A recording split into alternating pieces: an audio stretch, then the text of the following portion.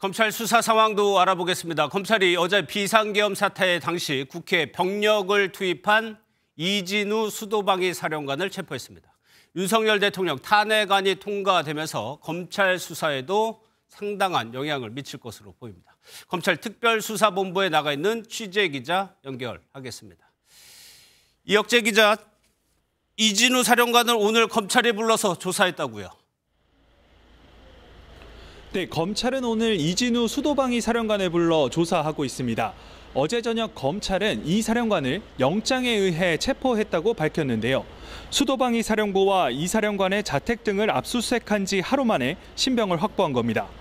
검찰은 이 사령관의 체포 시한인 48시간이 만료되기 전에 구속영장을 청구할 것으로 보입니다. 수사팀은 비상계엄 모의 과정과 선포, 이후 국회와 선관위 병력 진입 등 계엄 사태 전반을 재구성하고 있는데요. 이 사령관은 비상계엄 사태 당시 여인영 방첩사령관, 곽종근 특수전 사령관과 함께 계엄군을 지휘한 핵심 지휘부로 분류되고 있습니다. 이 사령관은 수방사 특수임무대대와 군사경찰단을 국회에 투입했는데 윤 대통령이 직접 전화를 걸어 당시 상황을 물었다고 증언하기도 했습니다. 검찰은 이외에도 국회에 투입됐다고 알려진 구공수여단의 안무성 여단장을 불러 조사했고 여인영 방첩사령관에 대한 구속영장을 발부받았습니다. 윤 대통령 소환 등 앞으로 수사에도 상당한 영향을 미칠 것으로 보이는데요. 검찰은 윤 대통령이 이번 비상계엄 사태의 정점에 있다고 보고 있습니다. 윤 대통령이 비상계엄 상황에서 군과 경찰에 직접 지시를 내린 정황도 계속해서 공개되고 있는데요.